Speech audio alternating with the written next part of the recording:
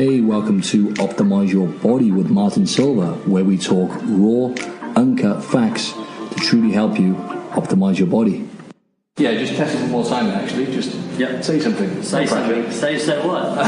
say the English rugby team is a piece of shit. Oh, absolute piece of shit. And the football team actually. The football team's worse. The football team chokes every time. They didn't even get third, they got fourth. I have to bring it home. I know, yeah. Football's coming home. I'm gonna have to add that. I'm gonna have to leave that on, mate. So we were saying about how unfortunate the English were.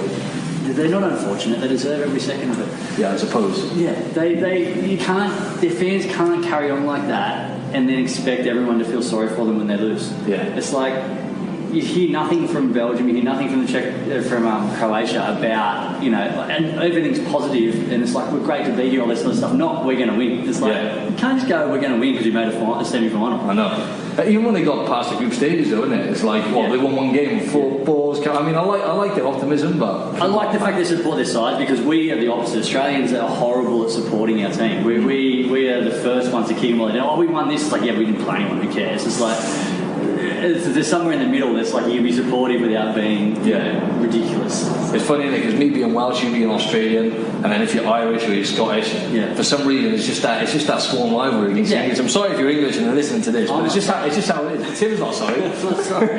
You were telling me though they're rubbish winners, right? They're bad winners. It's like all you hear about, like, it's when they win the Ashes, they win a game in cricket. All you hear about is for the next 4 years. It's like, we won the Ashes. It's like, you won it once out of the last 4 series or something, and all of a sudden it's just like in. It's like, just say we won. It's great. You don't have to bring it up every 3 seconds. I say, I'm not going to lie, mate. Like I said to you, I am like quite satisfied. I mean, I'm glad they got past the group stages, but like when they got to the semis, I started to worry a bit then. So I was thinking, how many English there are here in Kudjalong, and it's like you were not here the end of it. I like the Southgate thing. I like the fact that he is a bit of an English football villain, and then they embrace him, and then he loses, and they boot him again. It's like, hang on a second. I quite like the guy. He seems like a good guy. He seems like he doesn't give a shit like everyone else. Yeah, so like their young side look good, and they look like they're a little bit more humble. They're a little bit more hungry. Yeah. But it's the fans. It's not the players. I know it's not the players. That's right. But I could go on for the whole episode just laying into England. Let's do that instead.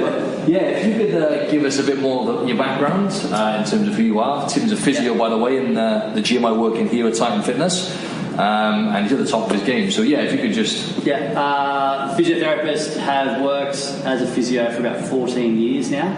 I played professional rugby for a bit. I played down at in Canberra for the Brumbies, and I played a couple of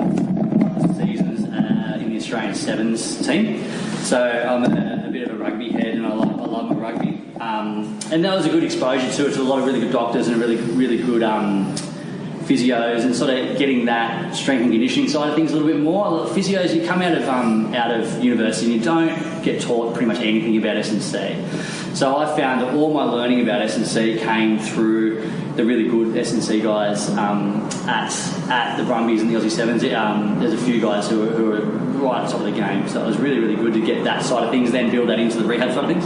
Awesome. Got hurt a couple of times really badly, and that sort of slowed the career down a little bit. So I've had a big compound fracture of my tibia, which is like bone out of skin, foot facing wrong way. Ouch. A couple of dislocations, dislocated shoulder, dislocated knee. So I've got someone else's Achilles is my now ACL.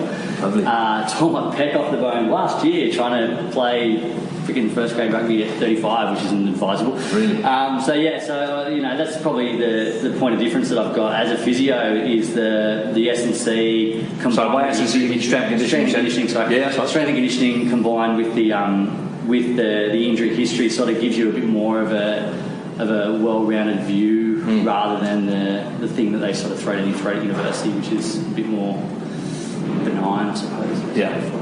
More hands-on kind of thing. I was going to say, if you could just delve a little bit deeper into strength and conditioning, because I didn't realise you had that background.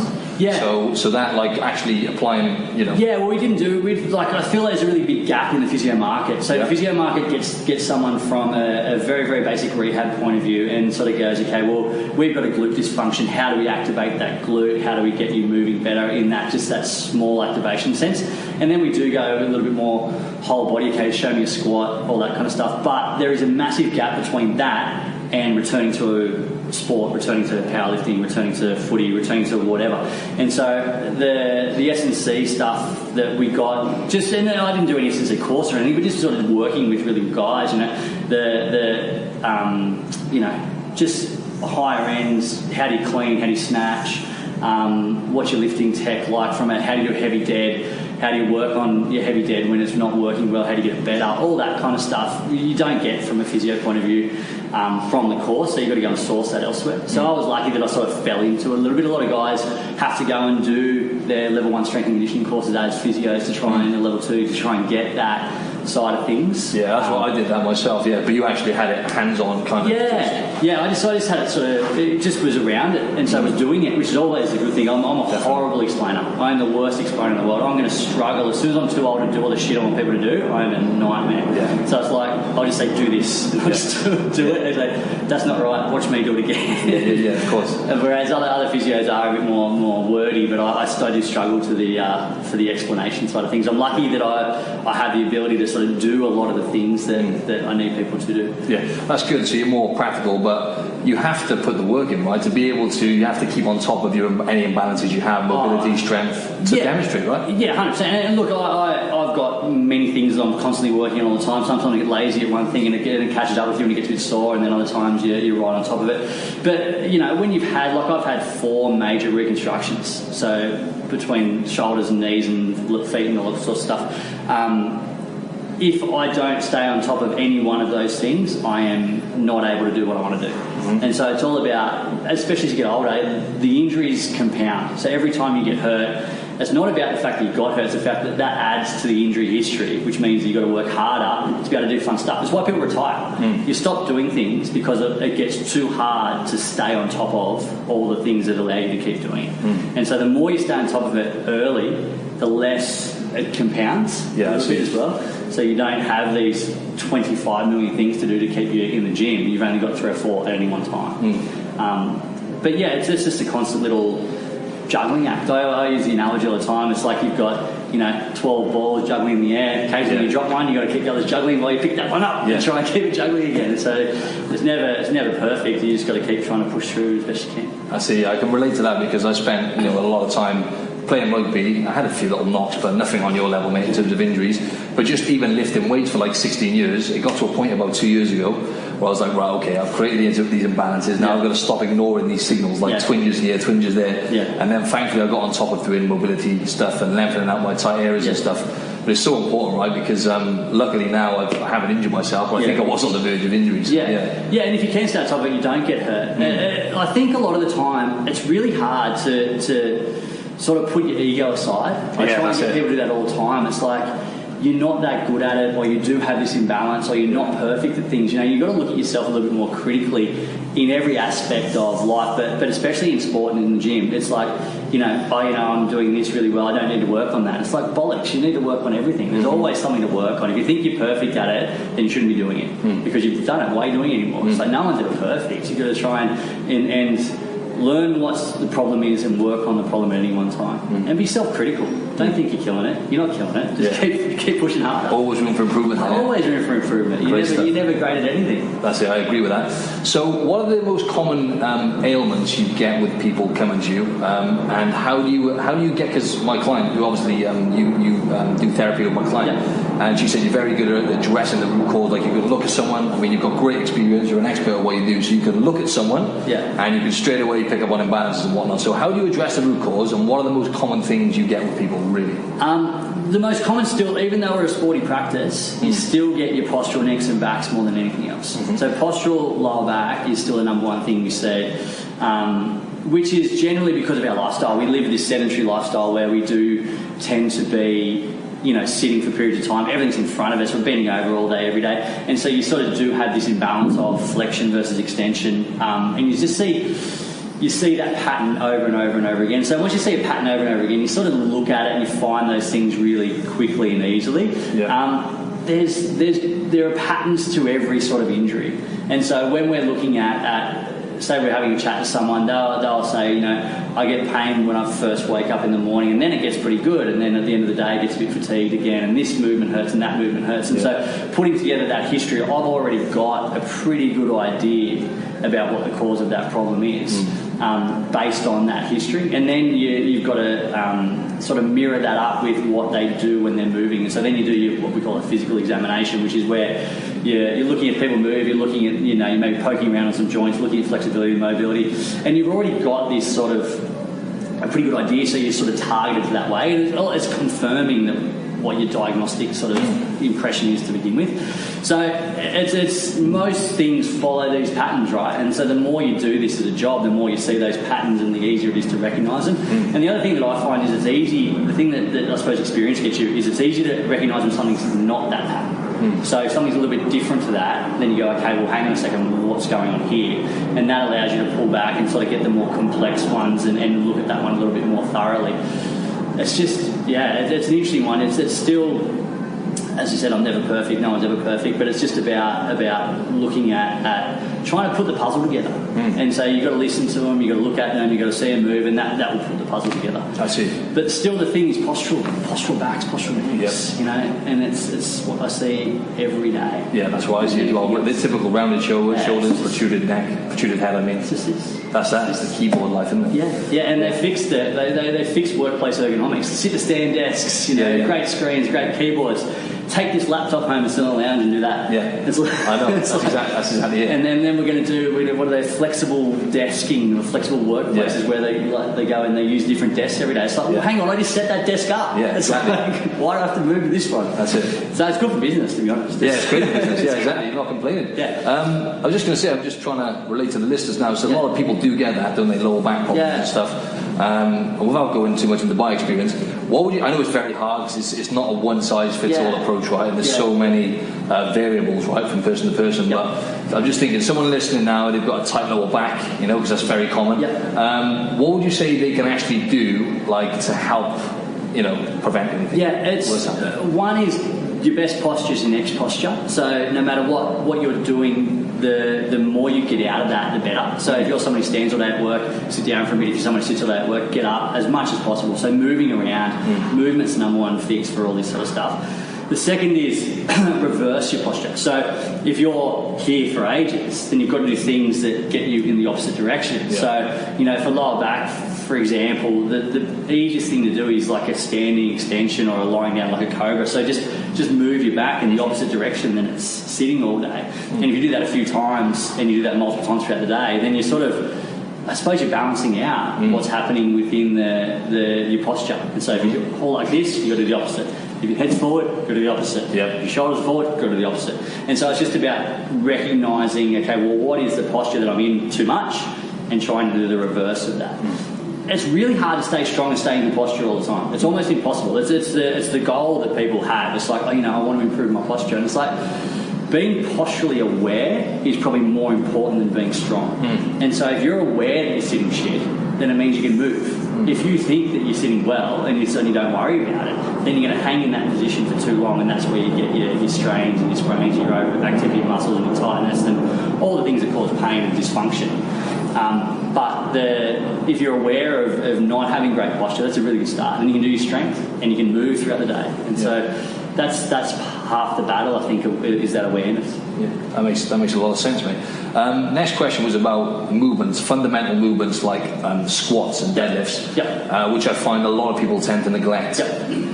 How important are being able, looking later down the line now as we get older, obviously, and just generally in day-to-day life, we need to be able to at least do a reasonably decent squat, right? And like deadlift, like a hip hinge, so tilt from the hips and, picking stuff up off the floor. And you can relate all this to day-to-day life. So how important are these movements, and how could you stress that to people? It's the first thing we teach people, pretty much. And so once we've got you out of the degree of pain where you're really, really struggling, so say you come in for an acute lower back, it's like first thing you've got to do is get you out of pain, right? So that's your massage and heat, blah, blah, blah, blah. Then we've got to teach you how to move, because you've done this because you've done something in the first place, whether it be a postural thing or whether it be a lift technique thing or whatever. So the hip hinge especially, so being able to cut yourself in half and actually remember that you've got a hip joint. It's not just, knee spine, which people tend to sort of get, is the fundamental movement behind everything.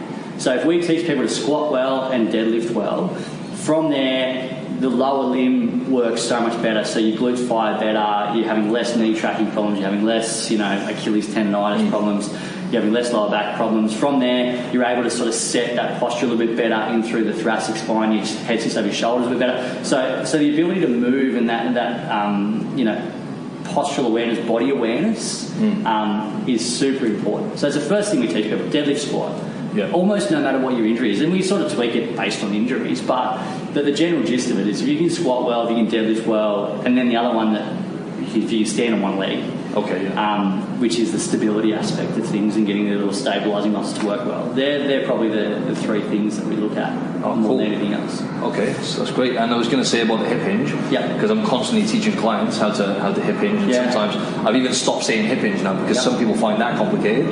So I just use basic terms like stick your ass out, keep your stomach tight. Just trying to relate again to the listeners. How do you explain a hip hinge? Everyone's brain works different. That's right. You've got to. I just keep rattling it off until they get it. I'll just explain it 1,000 different ways. I'll show them 1,000 different ways. I'll use, like arse out. I'll use the bands to try and cut them in half a little bit around their waist.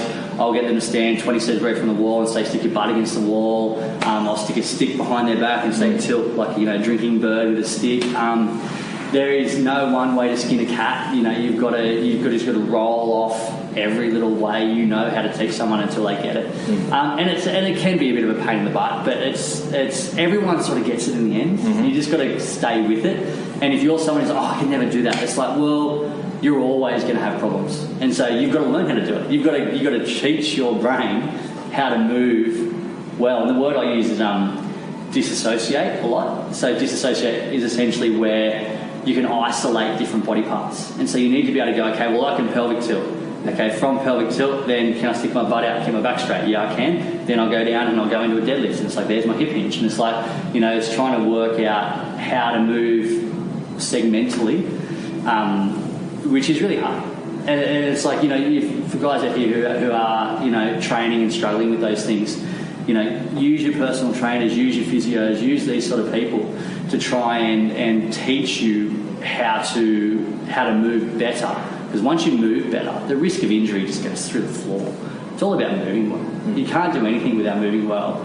And also performance. There's a thing that in my world where people forget the role that physios can play, and especially the role I like to play and my guys down here like to play as physios is we can improve performance purely by looking at, okay, where are your weaknesses without even having an injury.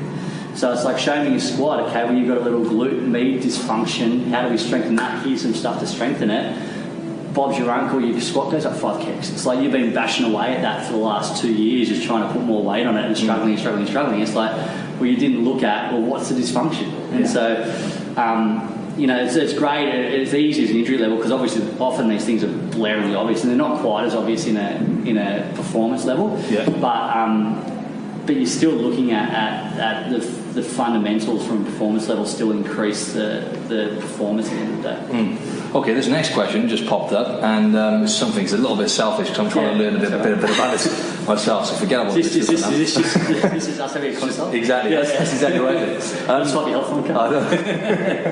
That's it. But it's foot mechanics. I was going to talk about that because that's my next level for myself personally. And I find myself more and more looking at people's because it is if I was going as far as to say is it probably plays the biggest part in a sense when it comes to learning how to squat and stuff like that. Obviously, the hips are very important.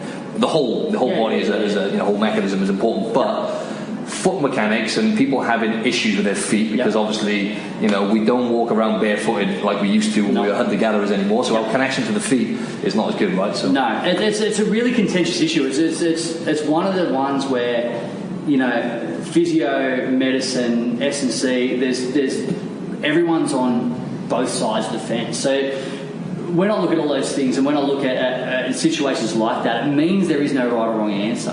The right or wrong answer is based on the individual who's standing in front of you. Now, if you've got overpronating feet, which means your arch collapses as you're moving too much, and that's causing problems, or that's affecting your performance, then there's two ways of looking at it. You can either work really hard at trying to strengthen those control muscles, but you're strengthening control muscles against a situation where it's quite ingrained, and so you and you probably never thought about it before. And so we're trying to get strength in an area that you've never really thought about before. You've got some structural reason to be there as well. So you've developed that over the years, or you were born with it as congenital, or whatever. And so how much of that are you going to be able to achieve? Is that person better off having a supportive shoe? Is that person better off having orthotics? Is there a deficit right to left? So is there one foot worse than the other? If that's the case, it's really hard, and they're going to be causing more biomechanical problems rather than having both feet the same. It comes down to time, I reckon. Yeah. It comes down to how much are you willing to sit there and do boring Yes, that's exactly it. That's why I keep putting it off, Tim. Control of your feet a little bit more. Foot strength and football. Versus wear better shoes. Exactly.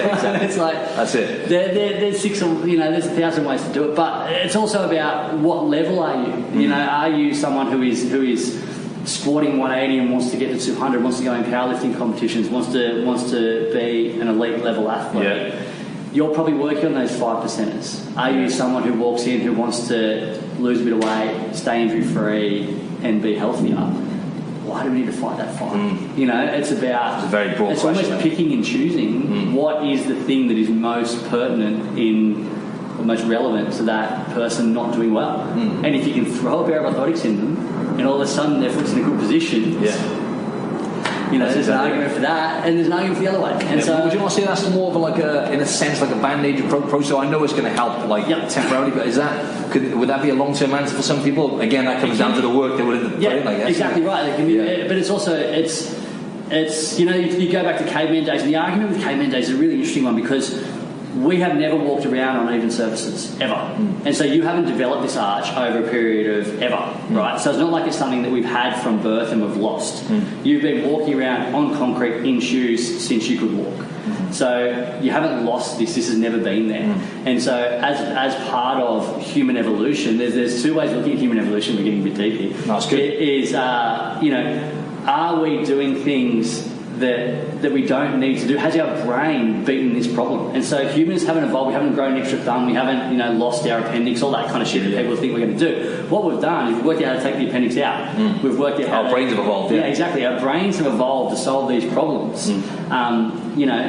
The food one, which I'm not going to get into because it's very confusing. No, I love it. I always talk about evolution, so it's all good, mate. Crack on. The food one, it's like, we weren't farmers. It's like, but we became farmers because everyone was fucking dying. Yeah. It's so agricultural revolution, all that kind of stuff. Exactly. Yeah. So our brains evolved to solve these problems, and yes, you can fix your feet. Is the orthotic a bit of a band-aid solution? Well, it's when do you need to be in bare feet running trails? If you want to, that's great, and I'm all for that. It's not realistic, is it? But if you're an overweight 40-year-old female who's busting their ass just to get to the gym and do their S&C and their cardio and all that kind of stuff, are we throwing foot mechanics down that person? Or are we just getting them to turn up and saying, it's great, you're doing really well, we're squatting, we're deadlifting, we're doing all these things. We don't have to fight that fight. That's what you mean, yeah. So adapting to where we're at in time, really, isn't it, essentially? Yeah, and what time you have and what you want to do. Yeah, so the person who wants to become more grounded, wants to do their trail runs and their vibrants and their barefoot running and stuff, it's absolutely fine. It's fantastic. Do it properly, do it slowly, work on your foot mechanics, work on your glute mechanics. If you are a good, perfect, really great athlete, you can definitely do that. It's just the expectation on the client may or may not be realistic for them to do that. And so that's always an interesting thing from my point of view and the personal trainer point of view. It's like, how realistic is this person going to change their arch? Yeah. And you pick and choose. That's it. Whatever they're going to be consistent with and actually do is what you provide them with. Consistency is the key. It's the key thing. Yeah. I've got it's not random, but it's a bit off topic. Yeah. But the next question was, what is the difference between a physio and a sports massage therapist? Because I'm aware of that now, but it took me a while to kind of crack the code. Yeah. Look, the depth of knowledge is a bit chalk and cheese, unfortunately, for the sports massage therapist. The physio from a biomechanical point of view, a movement analysis point of view, is trained in that. The sports massage therapist isn't trained in movement analytics. They can be exceptionally good at releasing tissue, often better than I am. But it's putting the whole picture together.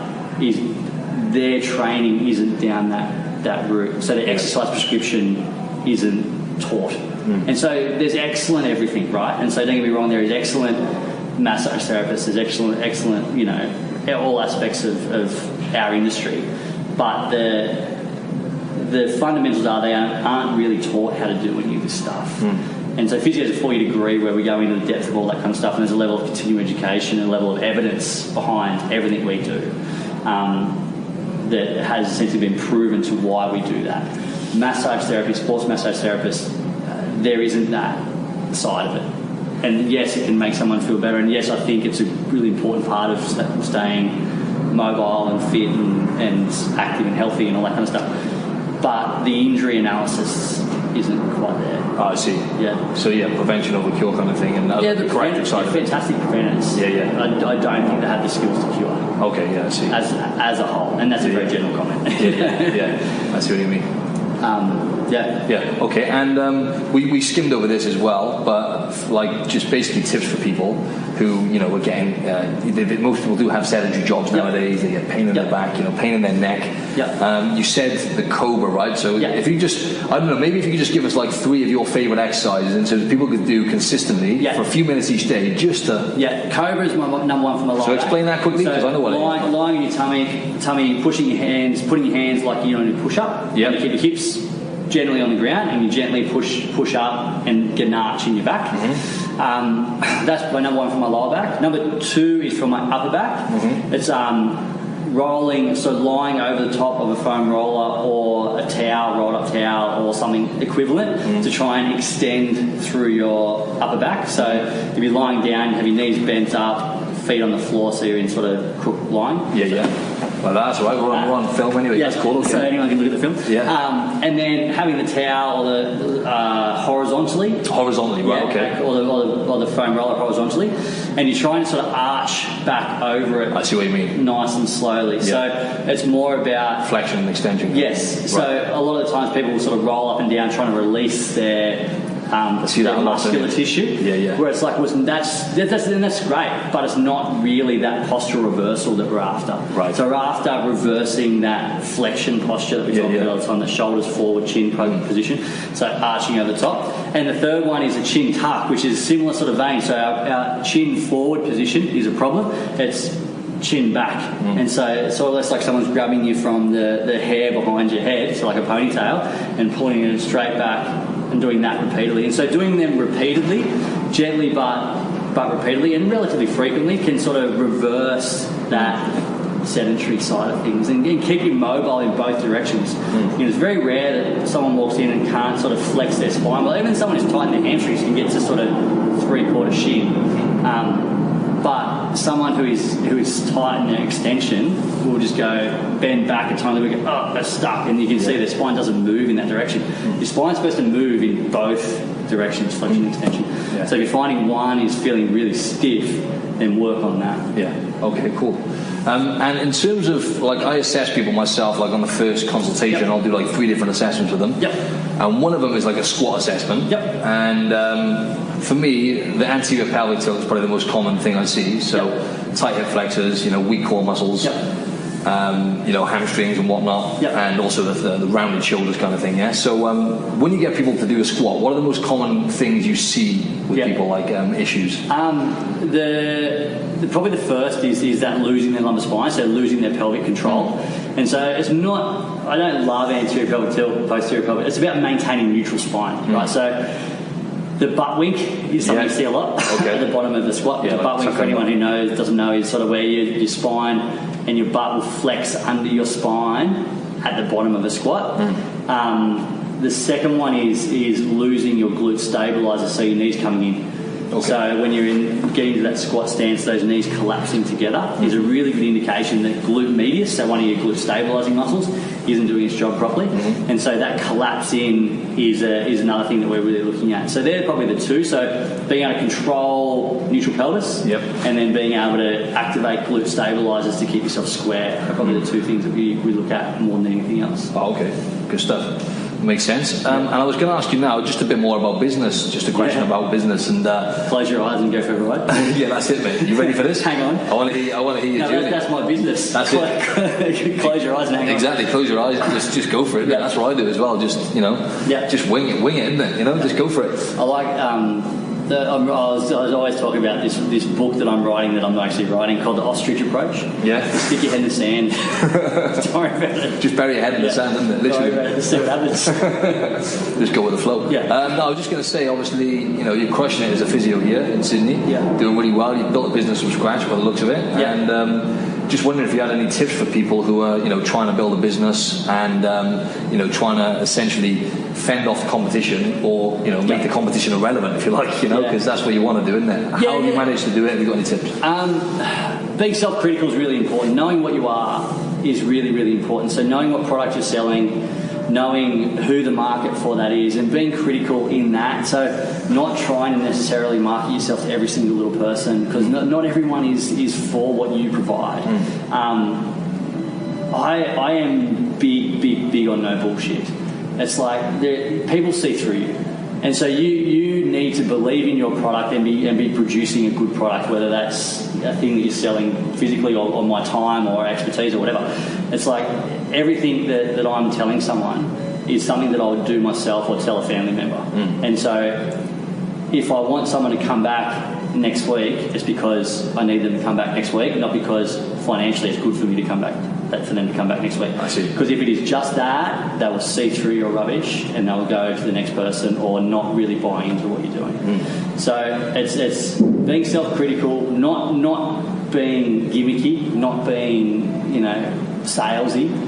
And being genuine are the things that I've sort of built a business on. The knowledge is one thing, but the knowledge is only one aspect of it. You've got to give a shit, you've got to like what you do, and you've got to, genuinely want to, for me, it's just wanting to help people, I suppose.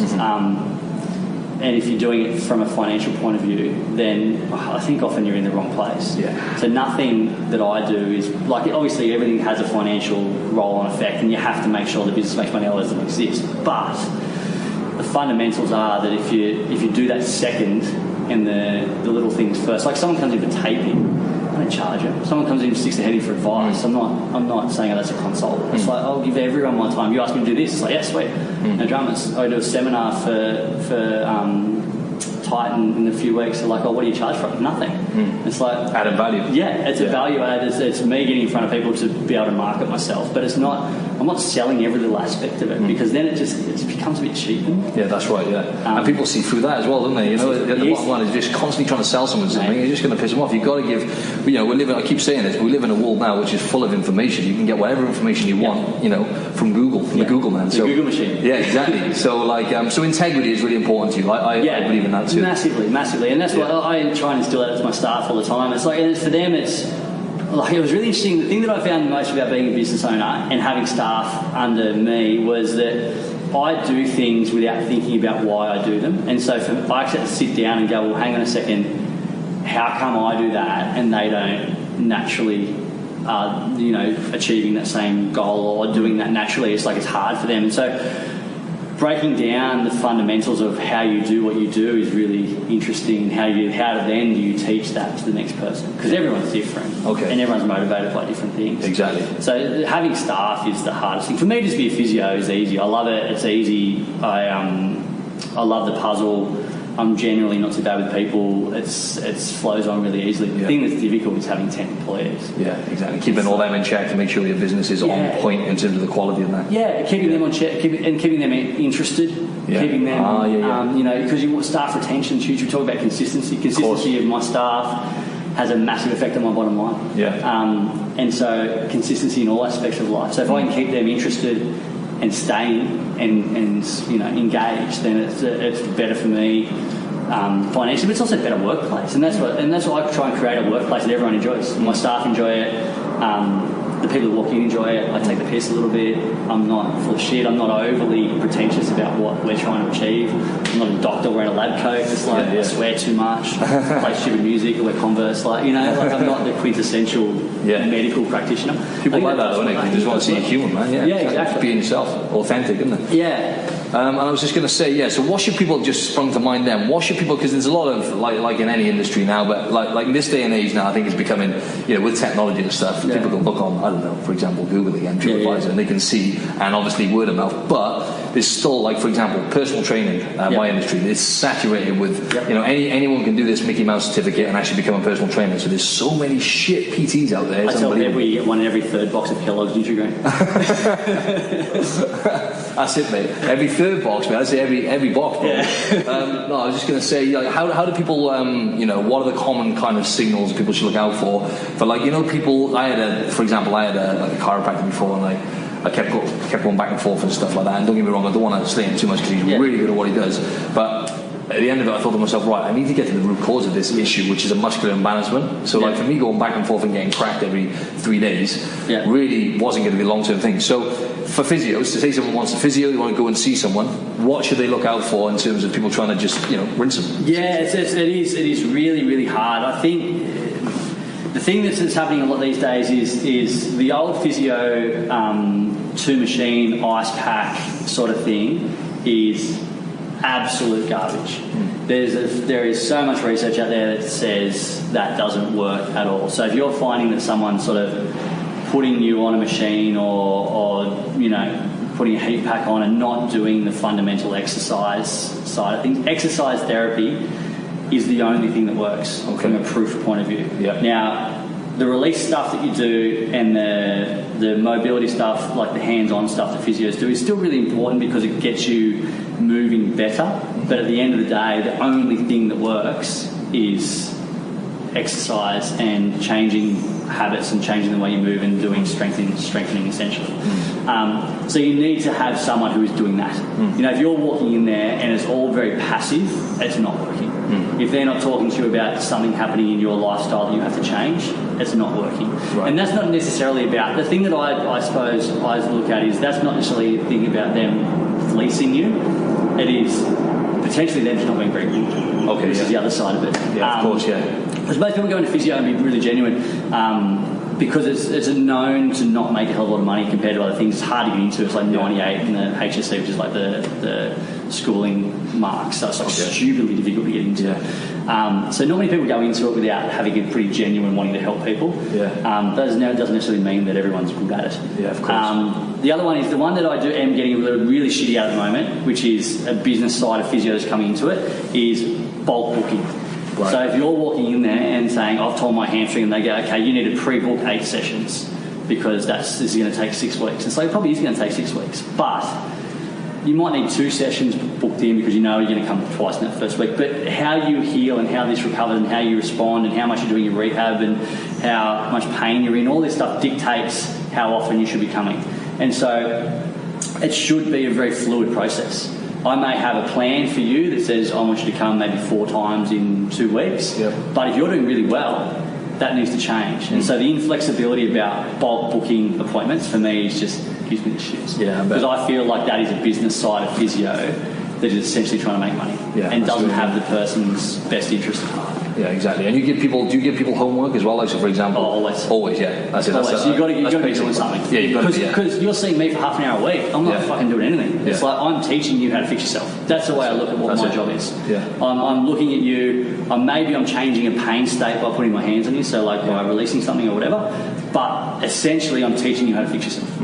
And so if you're not doing anything outside of your physio session, you may as well just be putting your money down the drain. That's a good point. You can relate that to anything, because I always I get this message across to people with nutrition. It's like, the old saying, give a man a fish, feed him for a day. Teach a man a fish, feed him for a lifetime. So you've got to apply yourself, haven't you, and actually do your homework. 100%. Otherwise you're getting nowhere. Exactly. That's pretty much it then, mate. That's a wrap. Thanks a lot for your time, Tim. No worries. I didn't. Next time, can you give me the memo about the singlet? Yeah. No worries. Some guns before. I got the guns out. It's just why you didn't wear it, really, mate. No, actually, mate, you'd be pretty pumped right now, Maybe that sun's getting to you. You want to hear that? One little arm too. That's my little arm. Peck tear on that side. So I got nothing. Don't worry, mate. Next time I'll wear a raincoat, okay? Yeah. Much better. Big fluffy jacket. It's cold outside. Wear the singlet. We've got some magnified heat coming in here. We have a nice little suntan here, folks, as well. It's beautiful. It is. Awesome. Thanks for your time, mate. Really appreciate it. No dramas. Take care, buddy. You too.